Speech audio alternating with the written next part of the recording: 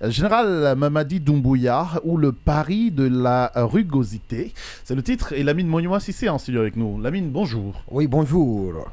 Un autre coup de Trafalgar. On attend plus le journal, le traditionnel JT de la télévision nationale, la nuit à 20h30 pour annoncer la nouvelle, comme il y a un peu plus d'un mois, en fin de journée à 18h pour être précis, quand le secrétaire général de la présidence, dans un décor qui en imposait la rugosité du pouvoir, annonçait la dissolution du gouvernement dont la moitié des membres suppliciés ont été finalement repris, hélas. Le même scénario s'est encore répété ce samedi.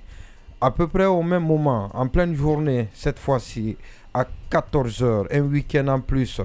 Cette fois, le tout-puissant général Amara Kamara a aménagé son temps et ses efforts pour laisser aux journalistes de la RTZ de faire l'annonce. 3 directeurs et leurs adjoints sont limogés. Ce sont les premiers responsables de l'ANAIM, de la SONAP et de l'EDG, particulièrement sur toutes les lèvres à cause de la gestion peu transparente de la structure et du manque d'efficacité de ses patrons de direction à cet effet congédiés. Les décrets n'ont pas donné plus de détails sur les raisons de ce départ brutal et inattendu de ses responsables. Cependant, on peut avoir la présomption qu'il s'agit pour le cas de l'EDG et de la SONAP d'une affaire en lien avec l'approvisionnement du mazout pour alimenter les générateurs qui ne tournent plus. Ce sont les conséquences de la grogne générale de l'autre jour. À propos de l'ANEM, c'est peut-être une décision qui sanctionne des accusations de corruption. Bizarre pourtant, car on nous apprend que ce service est tellement bien géré qu'il court vers la certification qui ne serait plus qu'une question de mois.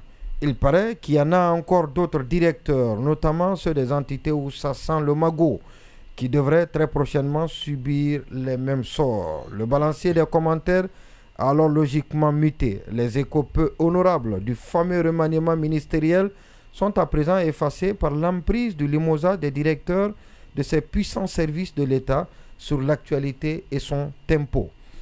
Une vieille histoire soudainement conjuguée au présent déchaîne les passions. Des chapelles idéologiques s'affrontent d'un côté et pour caricaturer à l'extrême, on parle d'une mise en scène pour polir une gestion assez décriée. Ce camp ne manque pas d'arguments pour soutenir sa position. On invoque des faits tout aussi graves restés impunis et d'une justice à double vitesse. De l'autre côté, les soutiens du palais Mohamed V, on est convaincu de la volonté du général de ne pas aller d'une main morte contre la corruption, de ne pas hésiter à sanctionner, de gagner le pari de la rugosité dans la gestion. Pour convaincre les plus sceptiques, le patron doit éviter les réactions émotionnelles qui font qu'il n'y a pas de suite dans les actions fortes. C'est de s'assurer que les prétextes méritent la sanction extrême qui tutoie parfois l'humiliation. Gagner le pari de la rugosité, c'est aussi oser s'attaquer aux parrains haut perché. Difficile certes, mais pas impossible.